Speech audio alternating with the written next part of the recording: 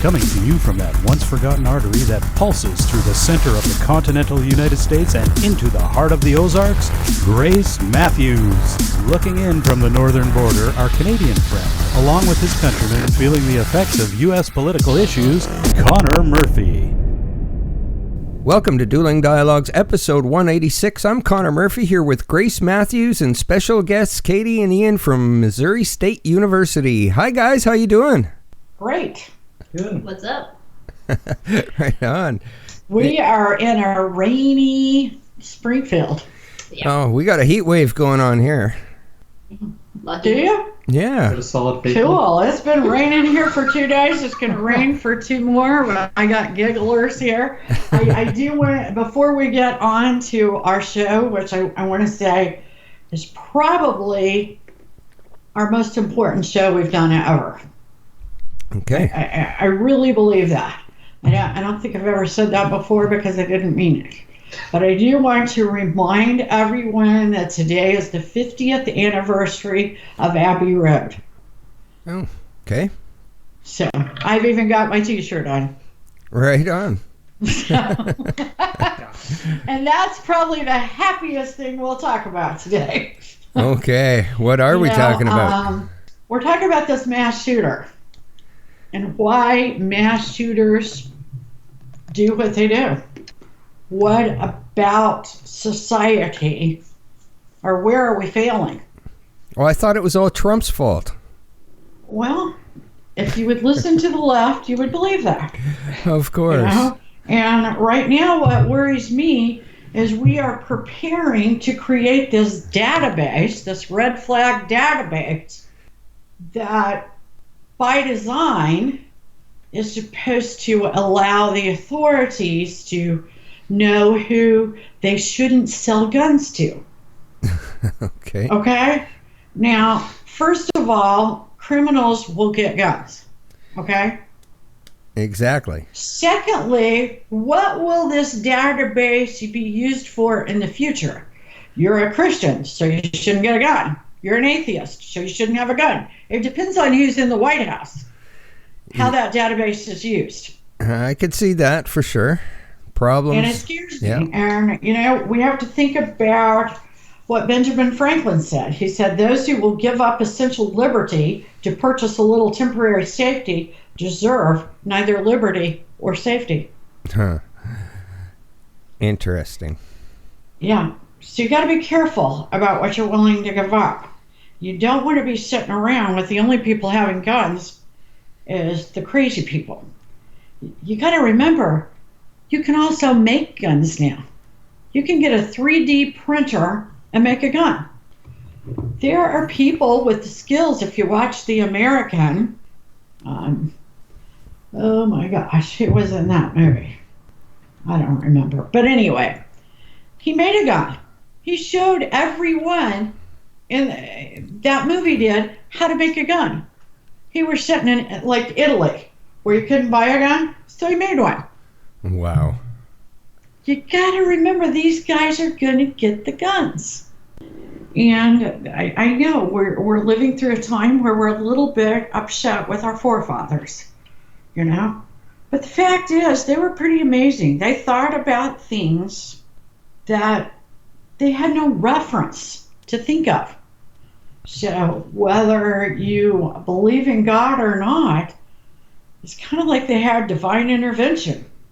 Right. When they created this country. And for us to hand over our rights scares me for one. Now, we've got these students here because there is also the school of thought out there that millennials are the problem.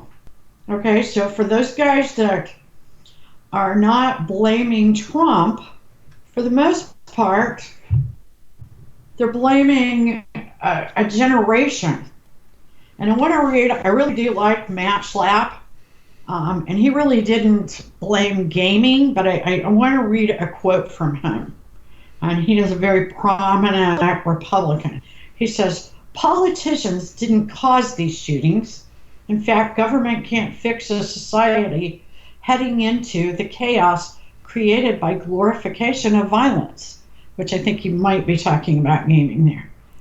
The glorification of violence, divorce, the diminished role of fatherhood, rejection of faith, and a growing list of young boys who just want to hate. Now that part of that line really bothers me because I believe that there is the opposite problem. The boys aren't wanting to hate. The boys are being hated upon. Ian, I'm going to let you take that first. Well, how does that make you feel? I mean, I definitely think that he's kind of making a very generalization of that. And that, yeah, sometimes people are bad people right out of the gate. And they do just want to hate. Exactly. But if you look out in the world, that's a minority. That the majority of people, they do what they do because of what's been done to them. You know? Like what? What's been done to them? Could be abuse. It could be abuse. It could be lack of social interaction of some sort. Lack of care, love, no stable home. Could just be they're neglected in some form of way, and that caused them to adapt these strong ideas of violence. Okay, Cadie, are these the people that play video games? Absolutely not. These are the people that I believe have been, if we're going down Ian's road, they're the types of people that have been so broken to the point that they feel that, well, this is the only way that people will notice me, or this is the only way that I'll be able to feel something. And I know that sounds really dark. The shooting or the video games? I'm talking more about the shootings in that regard. Okay. I do not believe that. I mean, if you're gonna, this is my argument with that. If you're going to blame video games for somebody's violence, you might as well take out books, you might as well take out phones, you might as well take out movies, you might as well take out any other type of media that has any form of violence at all. Because, sure, while gaming is more interactive, so are films. You can easily put yourself in the mind of a character, and that person could go in shooting up a bunch of people in that film. You could put yourself in the boots of a character in a book doing the same thing, and it's just as interactive, if not more. I mean, you'd be Okay, going but like, are these people going to the table with a mental illness? I mean, if somebody has a mental illness and they play video games, is that a problem? Depends I mean, on. anything could have set them off. Yeah. It could have been a movie, it could have been a book, it could have been somebody said something that just stuck with them, you know? Yeah, video games could be a problem for those kinds of people, but it's just as likely any form of media or social thing could have done it. Let me go ahead and give a little story that I heard about I want to say about a year ago. There was a visual novel game that someone made by the name of Dan Salvato. He made a game called Doki Doki Literature Club. It was a dating simulator game that eventually turned horrifying in a way. It was in the horror genre. It had warnings at the beginning: do not play this unless you are 13 years of age, or if you easily get anxiety or have suicidal thoughts. It talked about that in the very beginning. So by agreeing to play this game, you have consented that you are okay with that. There was a boy somewhere in England, I want to say London, but I'm not fully sure. There was a boy that committed suicide, and the father blamed the game because the game had suicidal tendencies in it. And the news tried to make it seem like, oh yes, it is the game's fault, we need to protect our children from these games, blah, blah, blah. And first of all, the game had a rating on it. Second of all, the game went out of its way to say, hey, are you okay with this? Third of all, if that child already had some sort of mental instability such as depression, anxiety, maybe he already had suicidal thoughts and he went into that, it is the job of the parent to understand their child, understand what is going on, and help them through that situation without them going in and being influenced by things that at a young age you don't think you can control. Well, I don't know about this game, but there are a lot of movies that have romanticized suicide. Okay.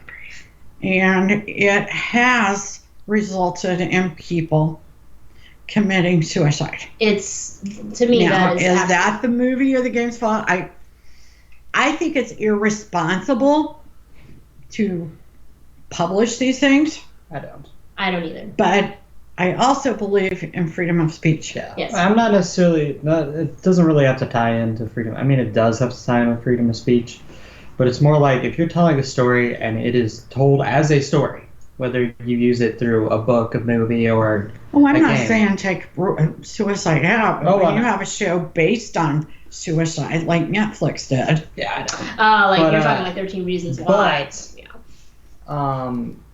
I think if you advertise it as a fictional story, or say based on a true story, and you're not going in with the intention of, making people commit suicide, then at that point you're just telling a story.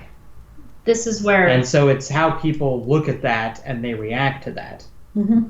And so I think, yeah, that might be a problem. And yeah, I may not like it, but it's still a story and that shouldn't be taken away. But what we need to do is fix the fact that people do react in that way. Okay, and are these mass shooters really people with the intent of committing suicide that just intend to take a few more people with them? I think it's so more complicated than that. is so more. So to me, I'm just like, you could take like a mass shooter and I don't know. Let's take a school shooter, not this particular shooter, but let's say you grew up in an environment where you were constantly told like the people around you were not safe, don't talk to them, they're dangerous to you. So think about that. And now it may not have been as direct as that. It might have just been you saw your parents kind of avoid people. They didn't really connect to people emotionally, and so you didn't either. And so then when you're out there in the public, you start looking around thinking all these people hate you and stuff like that, or you're looking around and these people are basically, you kind of start to see them as the enemy. So would these be helicopter parents or paranoid parents?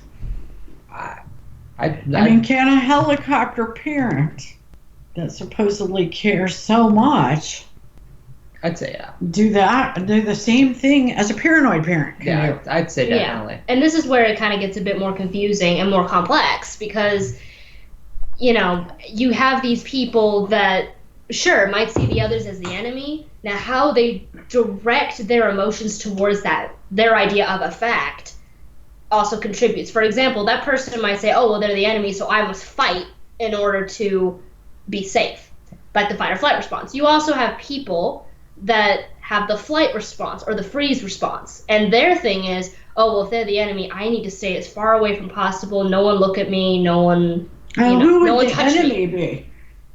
Immigrants in this guy's case? I don't believe so. I think Was he a white supremacist? I don't believe so. I mean, if it was immigrants, he wouldn't have gone into, he would have been going towards the immigrants. Yeah, exactly. You know what I mean? I think sometimes people Well, just that's hate why other they people. said he did it in El Paso, the El Paso shooter. They said that he drove from his home near Dallas to El Paso because that's where so many immigrants are coming across the border. I mean, sure, he might have been angry at the immigrants, and that might have been why he did that there. Mm. But the fact that he wasn't just attacking immigrants, Mhm. I think that proves not only was he angry at the immigrants, but he was angry at the rest of the world for not dealing with that problem It could that be. he saw or And he let's- thought was a problem. And let's also You know what I mean? let's also not forget that people, the way that we grow up and the way that we perceive the world around us because of our influencers, whether that be parents, teachers, peers, whatever, that is going to dictate how we feel about those other things as we grow older. It could have, now granted, I have no idea. I have a feeling that it could have been that this person might have grown up in a home where he might have been told that this is bad, there's, the country is ruined because blah, blah, and I'm just making stuff up right now. I don't know if this is true or not. But if you grow up with that mindset and it's pounded into you, when you finally grow up and you realize, oh, I'm an adult, I can take this into my own hands, they think that they're doing the world a service based off of what they've been taught, when in reality, they're doing everyone a disservice, including themselves. Okay, well, I'm going to play the devil advocate here and say, there's been bad parenting since the beginning of time. Absolutely. There certainly hasn't been this kind of mass murder. You know why that is? No, why? Guns. Okay, so you think it's because of guns? Yeah, Guns kill because people. never has it been more easy Do to people kill a human people being. or do guns kill people? I would say that guns do. I would say people kill people, but having guns down at the corner store sure makes it easy. Because I'm just saying, unless you have marks against you, which guaranteed nobody in this country is required to go get any sort of mental evaluation without a just cause. And I'm not saying they should, but I'm saying the fact is, I, or somebody near us, could have extreme mental issues, and maybe not even that. Maybe they're just having a really bad day, and they got really angry. And they could drive over to that pawn shop down the street, purchase a gun, and go shoot whoever they want. Well, they have a waiting period. They could buy it from their neighbor, but they can't buy it from the pawn shop. Not in Missouri. Well, think about it this way. This is how I kind of think about it. What is easier? Allowing everyone to own a gun, allowing everyone to have that right, because here in America we have the right to bear arms in certain states. And okay, so let's take Ian's example. Let's say, oh, I'm having a super bad day. Well, let's see. Technically, I could get a gun, so let me just go get a gun. Is that easier? You can get a knife too. Oh yeah, but or do we say, oh, well, I'm having a bad day right now.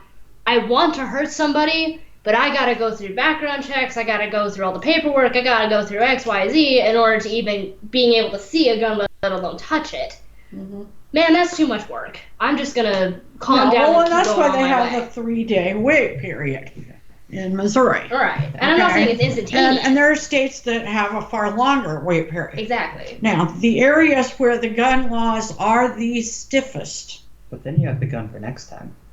Yeah. Okay, but where they have the stiffest gun laws, the most people die in the United States. Which How states do you are explain those? that? Do you by any Well, chance right know? now, Chicago. Chicago? Well, Chicago. that's because if you do not devote yourself to solving a problem, and only small little bits of you or of a population are trying, you're going to have that happen. Yeah. Because the law enforcement is not devoted to the cause, because they don't have it yet. They don't have that cause set forth for them. Say that your neighbor has had a bad day and he comes out with a gun. Is it better that you have one and you can take him down before he shoots all the neighbors?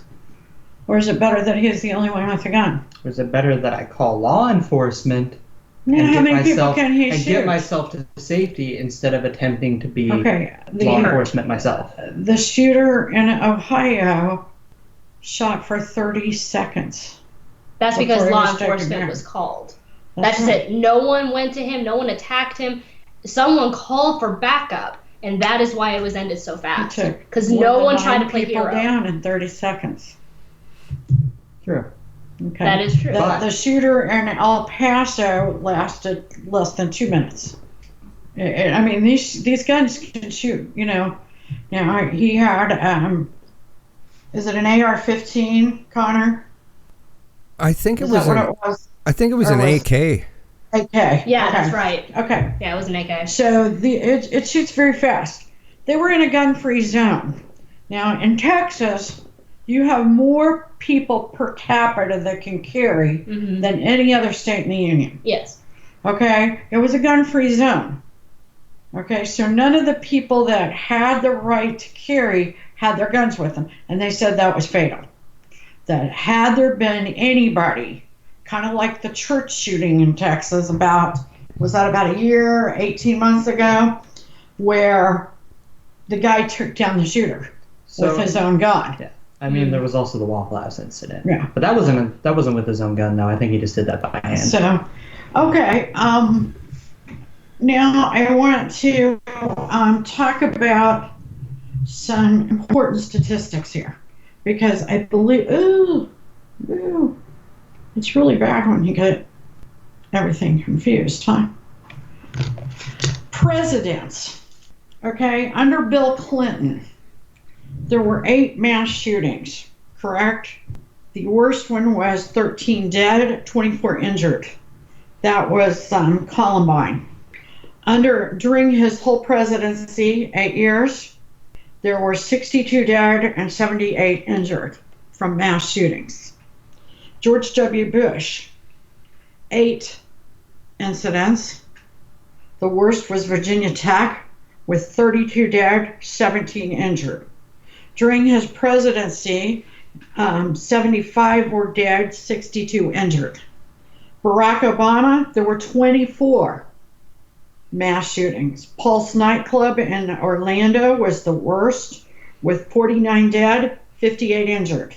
During his presidency and mass shootings, 236 died, 257 were injured.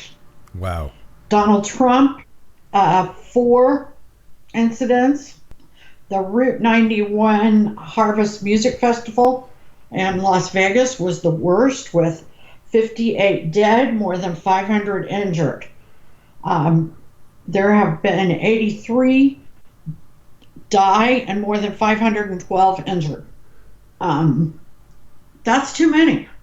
Now, I will tell you that we look at these numbers, and these are all gun related, okay? And I think that that's one of those situations where it's apples and oranges. And I'll tell you why. Because we're leaving out the bombings, and if you had the bombings in these numbers, it far outweighs the gun. Far outweighs. Okay? Unfortunately, we have made it political and race related because white conservatives are more likely to use guns, and left-wingers, particularly terror-driven, are more likely to use bombs. We got a big problem with killing. I'm not sure how we separate the two. I know a good guy with the gun can help in both of these situations. But there's no good guys with a bomb. There's no good guys with a bomb. But a good guy with a gun can take a bomber down. But here's the thing. Would you rather risk having one good person among 5 bad people with guns, or would you rather risk having 5 good people with one bad Oh, gun? I'm a we firm placing believer in this? guns. Okay, so The right to bear arms. it should not be the responsibility of the citizen to carry a gun No. for the protection of others. No, that is law enforcement's job. Oh, but we just We need more. refuse to spend the money, too. We need more Okay. law enforcement. Okay, we need more law enforcement, but what about when I go to the Social Security office or when I go to the courthouse, they got metal detectors, they got guys with guns, yet I can go down to the elementary school down the street and walk in. Yeah, I agree. Yeah. And Now, we will protect these entities and not our children. so the last, I don't know how many, 10, 12 school shootings, those have supposedly been the last school shootings, right? Exactly. So they were the last ones, each one of them. Why isn't there a guard with? I mean, do you remember when we went to Columbia University? And they have a guard gate. Oh, yeah, they did.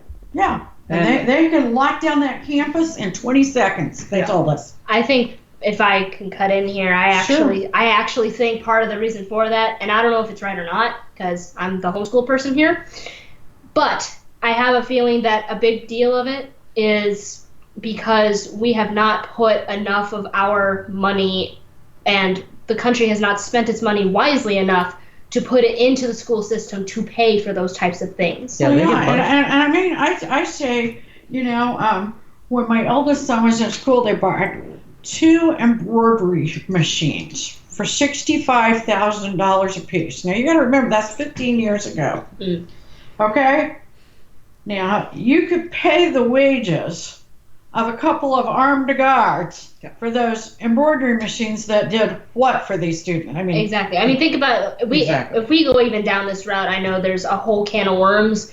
sure. You open up about the school system. For one, they treat their students terribly. They give them shit lunches, pardon me, but they're malnourished. They are not given the chance to succeed. Instead, they are put in rows as if they are factory students, and they aren't given individualities that they should have as people. Okay. They are not given security. They are given rules and regulations that are so strict that they feel like, again, they have no individuality. Mm-hmm. And I think a big piece of the security and the protection of our kids is not being handled properly. Instead, we're throwing money into the government. We're throwing money into the militia. We're throwing money into all these different places when in reality we are neglecting the areas that need it the most, i.e. the school system. Well, and a lot of people are homeschooling their kids because they're not safe. Exactly. So now this something interesting in Missouri specifically. I can't remember when was it that we started using the lottery to pay part of education cost, and we cut like elsewhere. The minute we started the lottery, which would have been in the 90s, sometime. I don't know exactly. I didn't know this, but I had a professor for statistics, and he said that when that happened, the amount that schools got paid went down. It did go down. It did not go up. Yeah, and that's kind of a subject for another show, but because I would really like to do that show, what you're talking about, but I don't want to digress too far from just keeping our kids safe, regardless what they're doing in school. Of course. I mean, the biggest thing we need to start doing is protecting them, whether it's armed guards, fences. You could do a fence and not even have a guard. Yep. Well, I kind of think you need both. I think you need that little hut that's outside. I think you need the guard. You got to get through the hut before you get to a building. All you got to do is pay a guy to stand in there for 40 hours a week. Yeah. One guy. Yeah, they do it at Kraft, the manufacturing place out here. Yeah. And they got a little guard booth, and you've got to get beyond him. So if you got a bad guy, if you've got some space between the booth and the building, maybe that killing can go on right there. And think about it. Without getting inside. This is something that just popped in my head, and I could be wrong about this. Think about it. I know both stereotypically and truthfully, private schools have enough funding to where they normally do have guards. They normally do have gates. They don't around here, but where in do some most of the places. shootings I happen? tell you what, when we're in New York, I don't see it there. You don't see I it? don't see it. Well, this is what's I interesting. mean, the university level. Yeah. Now, granted, I might be wrong about this, but I don't think I am. Where do most of the shootings happen? Not private schools. Public schools. Of course, public schools. Public schools. And I do think that is because the private school has their own funding. They aren't relying on the government. Well, and there's also this argument that you don't have as much mental disease in a private school as you do in They're public more school. picky. But the point I think they're is, probably different. Probably. They're probably mental cases. The point being is, and I actually joked about making this argument, but it was kind of serious. Instead of spending $5 billion to build a wall between two countries, why don't we spend $5 billion to start building walls around our schools? Okay. And let's move on. I think that's a good statement. I like the wall though and the border. I just want both. Now, just I'd like to take just a second to Connor. Yeah. Give us just this a brief. What's it like to have a gun in Canada? And that's leading into, I've got some statistics here on the death rate and public shootings, but I want you to explain to us, for example, because a lot of countries like France, the UK, are very similar to Canada. Right. And right now they're looking at banning handguns. I think there was 10 shootings over the long weekend, all mostly gang-related or, some sort of bad guys. And none of them get their guns legally. Yeah. So no matter how many laws you're going to have, you're still going to have those guys with guns running around killing each other. You're not solving a problem. And I've been listening to what you guys are talking about, and so far all you've talked about is what we need to do when it happens. Maybe because I have a little bit more technical mind when I look at problem solving, and this is a big problem to solve. So you have to look at first at the common denominator. Why is this problem happening? And we haven't talked a lot about that. And there's a few common denominators I see in every one of these mass shootings.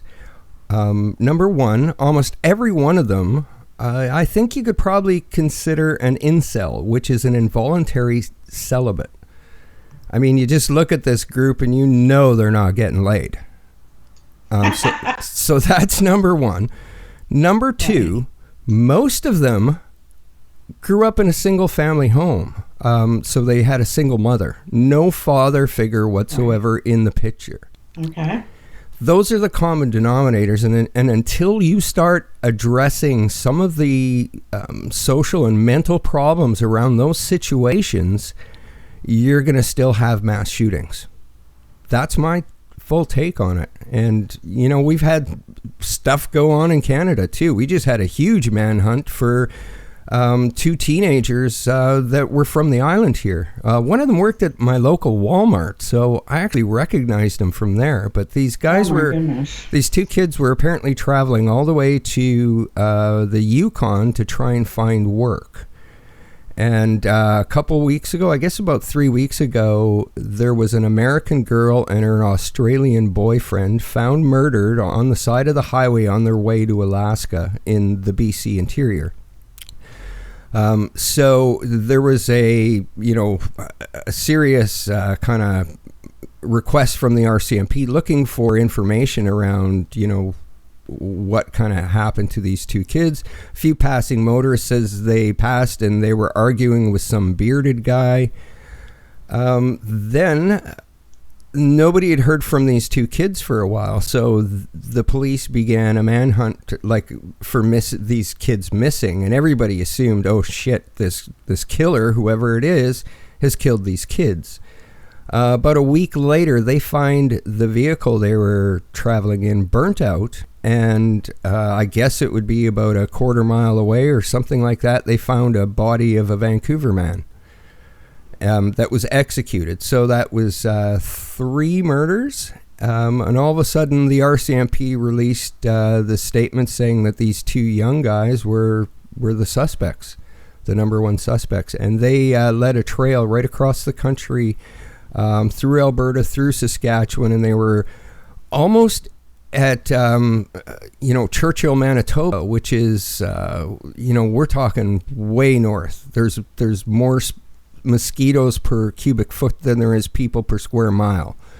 So, yeah, and they just actually yesterday found these 2 had drowned. Had they committed some they had drowned? Okay. They don't know if they drowned or they committed suicide.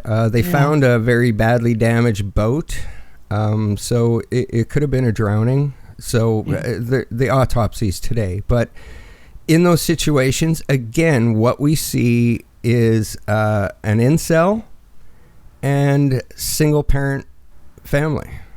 The fathers weren't in the picture.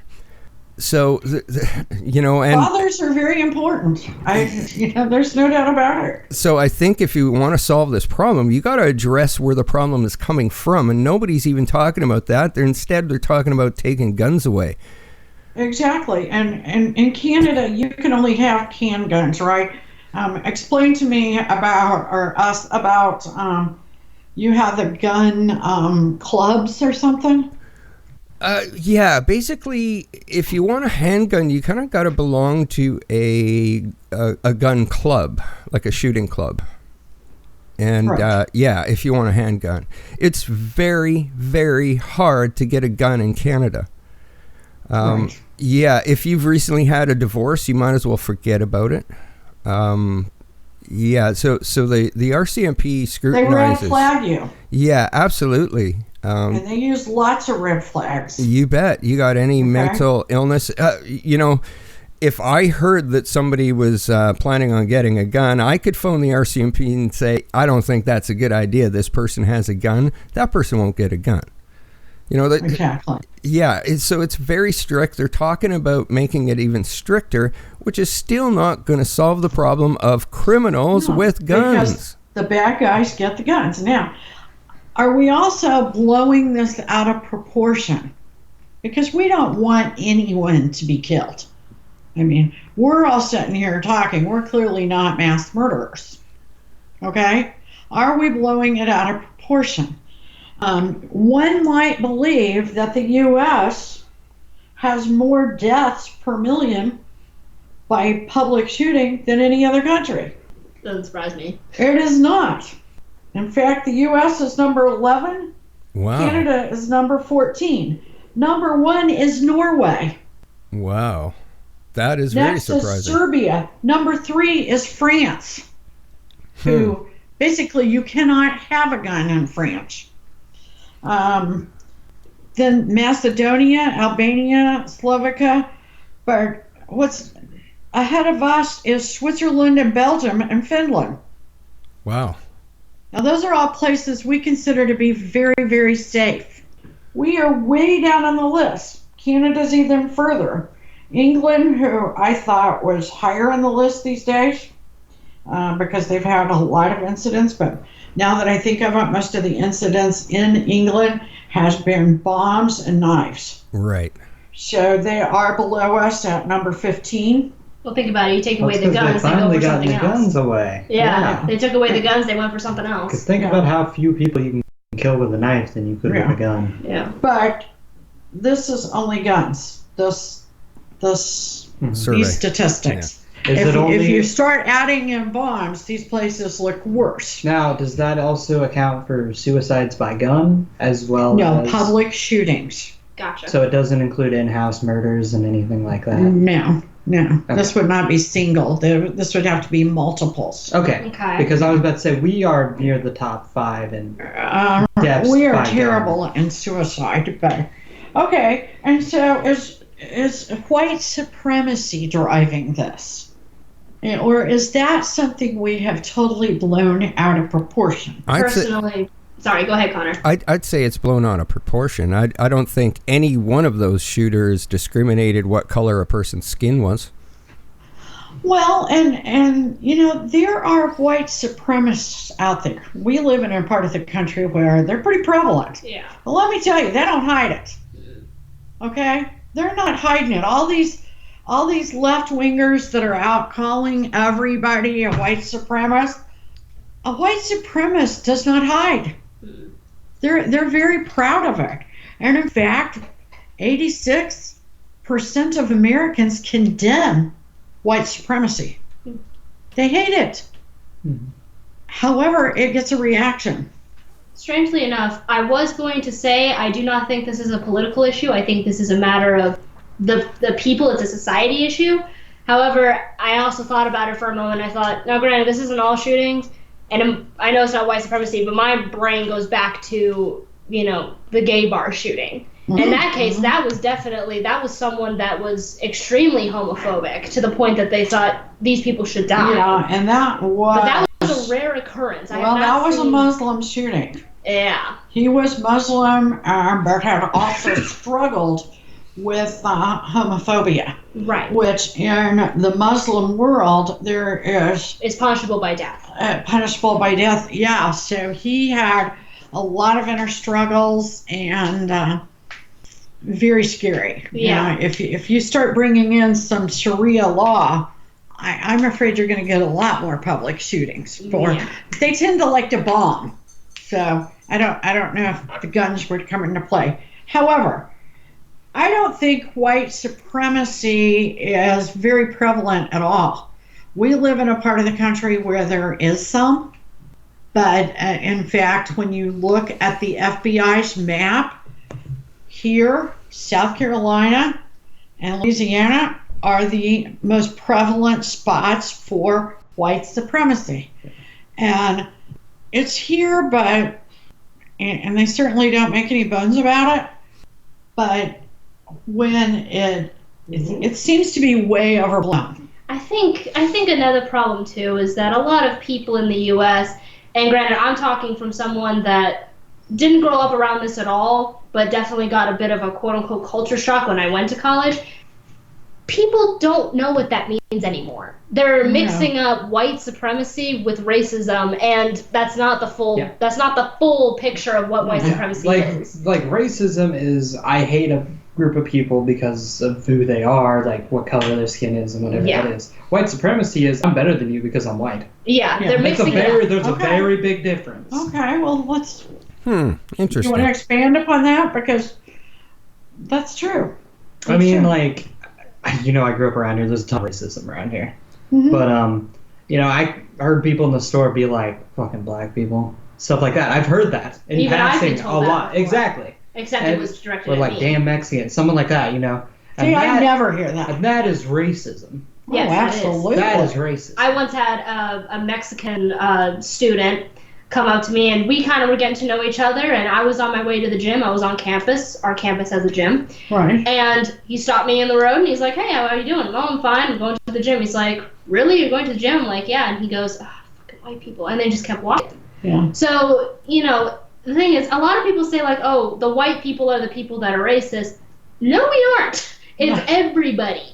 Yeah, everybody's Everybody racist. has Everybody. something. Yeah. So, But, so back on like the difference between white supremacists, but I have heard people, you know, working in retail in this day and age for a long period of time, I've heard people say, I actually had somebody tell me once when I was working a cash register back at the grocery store, that aren't you so happy we're white? what the hell? What? What the hell? Some black person, I don't know, she started something at customer service and went off like all angry, and then this person just looks at me and is like, aren't you so happy we're white? Okay, what Because, happened we to the don't have stereo- to, Because you wouldn't act like her. yeah, exactly. As if that had to do with what Yeah. color she was. I'm sorry, Exactly. but what happened to the stereotypical white mother, soccer mom coming and saying, let me speak to your manager? Like, that has nothing to do with race at all. You could throw that right back. Yeah, exactly. But that's my point. That's the difference. Yeah. Okay. Because white supremacy means you're white, so you're better. Racism just okay. means, well, I hate blacks A because certain minority you or know, certain people. Yeah. I hate Mexicans because You for whatever reason. yeah, Right. exactly. Okay. And I think that's part of the reason that we hear everyone saying, like, oh, for example, I've heard this so many times. People say Trump's a racist, and then they go say, oh, he's a white supremacist. It's because people don't know what the difference between the two wordings is, and they're really mixing it up. Now, there's also an entire similar subject, different topic. There's also like white privilege and white entitlement, and that is also very different. Yeah. Okay, what is that? Well, that's basically, instead of being like, I'm white, so I'm better than you, that's like, well, I happen to be white, so I get these things, you know? Like, for example, I get a higher wage. We'll put it this way: Yeah, exactly. you get a higher wage. You get to go into certain places and not being looked at funny. It's other societal things that are Do going those on. things really go on? Or it's Yeah. like, you know, I can walk into a grocery store with baggy clothes and nobody's going to really think that I'm going to steal anything because I'm white. Mm-hmm. That's like white entitlement Okay, kind of thing. okay. It's not because you necessarily think you're better. It's just you know you're white, so you don't fit the stereotype of somebody who would rob a store. Mm-hmm. You know what I mean? Okay. And that goes back to like profiling. So do you think that, or racial do the black people think that? Or do you think that because they think that? Now, I'm going to speak from personal experience here. The people that stole from the store Yeah. were drugged out looking white people, teenagers, hmm and black people in baggy clothing. Well, I will tell you this. I worked as a manager, and also I had to bust shoplifters for about 10 years while I was in high school and college. That was an evening And I will pastime. tell you, I never busted a black person. Oh, I busted a ton of them. I never busted a black person once. I was actually scared too half the time, though. And it actually Were you? So is that a macro racism? It's probably some sort of, and especially because there's not so many around here that I'm not exposed as I would be in other cities. And But also, it seems to be like here, they're more likely to be of the poorer class, like I've said before, and so they are more likely to steal. And let's not forget, because of where we grow up, we take with us, it all rolls back around to what I said in the beginning, with what we have been brought up with, our experiences, our influencers, because of all of that, we come up with a certain mindset about everything in the world, from certain foods that we eat to the type of people that we hang out with. And I have a feeling because in Missouri, not technically other places, there is a bit more racism going on. We're a bit more, traditional, I guess I could say, to where the racism thing is still slightly prevalent. Meanwhile, I have a feeling that, randomly, let's say we grew up in California, where that is heavily frowned upon. Our idea of racism would be completely different. Sure. Yeah, we're formed by. So I think the main problem is, instead of just pretending on where we grow up, we need to actually get rid of it everywhere, so that way everyone has a baseline of what morality-wise is correct. For an example back to that, there was an incident where When I was working customer service, and that's usually the people that stop all the thefts and keep an eye out at the doors and whatnot. Exactly. Basically, there was this black guy. Typical big guy. Pretty muscular, semi-baggy clothing. And he just looked so angry. You know, and he goes and he starts to walk out the door with a basket of stuff that I know he hasn't paid for. Mm-hmm. And my manager looks at me and is like, "Are you going to stop him?" And I'm like, no, he scares me. I'm not going to stop that. I was like, if you want to call the cops, we can, but he's going to be gone. Yeah. You know, I was like, I'm not taking that chance. Yeah. And I have a feeling, knowing Ian, that if that person doesn't, forget the black issue, if that was also a tall, muscular white guy, or even an Asian guy, that just looked upset or angry, you would have had the same response. I would have been. Yeah. But. That has nothing to do with it. Yeah. But the fact is, like I said, almost everybody I saw steal were from those three categories. Okay. You know, in Hillbilly Elegy, J.D. Vance points out that all the people he wrote about being from having drug problems, welfare moms, none of his people in Ohio were black. They were white. And so every race has issues. And everybody has. They're society issues. They're not. They're not racial issues. They're really not racial issues, and sometimes I think we do label it as a race issue, and it's not. I do kind of get back to the guns. Okay. Here's the scenario: the stock market crashes, the banks crash. Okay. And maybe this comes from a sunspot, and all of our computers have crashed. Okay, and you're sitting here, think about sitting here in this place. Okay, this house. How are you going to protect the food you have from the neighbors? Would you want guns then? For one, I wouldn't be stationary. But because the scenario says I would be stationary. Yeah, I'm giving you a scenario. Without guns, I would start to block all entrances. Mm-hmm. Improvise some weaponry. But the neighbors say he's got a gun. He'd buy one at the underground. Well, then I'm gonna hurry. Okay. And then I'm gonna improvise some weaponry. First thing I'm probably gonna do is set up a safe spot in the basement by moving all my food down there so I can seclude a small part that I know I can keep safe. Mm-hmm. And then I will expand through the rest of the house once I know it's safe in order to keep the rest of that safe. And you don't think a gun would help you? It would. But it's not worth it? It's not worth it. Okay. Because that kind of situation is... I think it is worth it. I would rather keep a bag and an escape plan for if that ever happens so that I can go live safely. Okay. Let's say that you get a job, you're going out on the road, and you're traveling, okay? Mm-hmm. And you've got a wife at home. Maybe you're not in a great neighborhood. You want your wife to have a gun to protect herself. I'd still say no. Okay. I would rather move her out of that neighborhood. See, people in my generation would say yes. Strangely enough, sorry, Connor, go ahead. I don't think it's a generational thing. I think it's a parent thing. You think different once you become a parent. Good point. And Ian's not a parent. That's right. And it's a totally different game when you're a parent, Ian. I am guessing you're going to change your mind once you become a father. Good point. Very good point. It'll be interesting to find out if the podcast is still going. Well, let's go get in a hurry. Okay. Well, we'll have to agree to do this again. We will. We will definitely do this. There's one more subject I want to talk about just for a minute, and that is, we touched on it a second ago, but that's toxic masculinity. Really? Is masculinity toxic? First of all, I don't believe it is. I mean, so is femininity. Exactly. I mean, I don't know if that's a word. What are we doing to men? But is there a war against men? Even as a woman, I say yes. Yeah. I do too. That's like I was scared when I worked with working around some of my female coworkers because I was like, I'd seen all the stuff on the news. I'm like, I know I'm not a bad person, but with all the stuff I've seen on the news, I'm like, are they just gonna like say something to say something? Yeah. You know what I mean? Okay, let's see this. Connor, next week Ian starts teaching. I do. Okay? Oh, wow. Cool.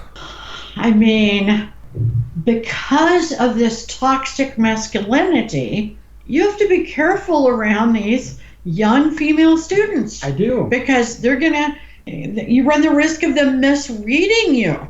Especially with How scared does that make you? Especially with our teenagers. Actually pretty scared. Yeah, it would make me scared. And I'm scared. Because I don't want to teach the super little kids because I don't do well with young kids, so elementary is kind of out of the question.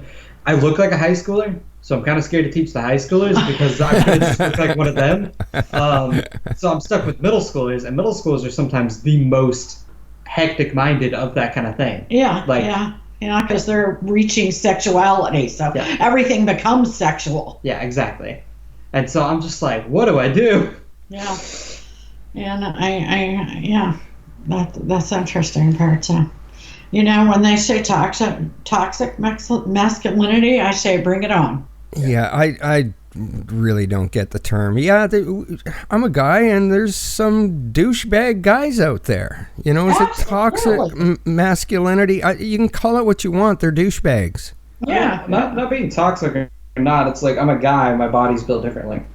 Great. Yeah. My voice sounds different. Great. I tend to look different because, that's kind of the general male thing to do, but also I kind of like how I go about my look. Yeah. So it's not necessarily, maybe I was raised in a way that made me want to look like that, but none of this has to do with the toxic stuff. Yeah. I don't automatically assume because I'm a man I'm better than a female or something like that. No, because I've heard you've got a mother that would kick your ass for that. But it's more like, I'm a man, so if all things not being said, I would be naturally physically stronger, but that's a body thing. Yeah.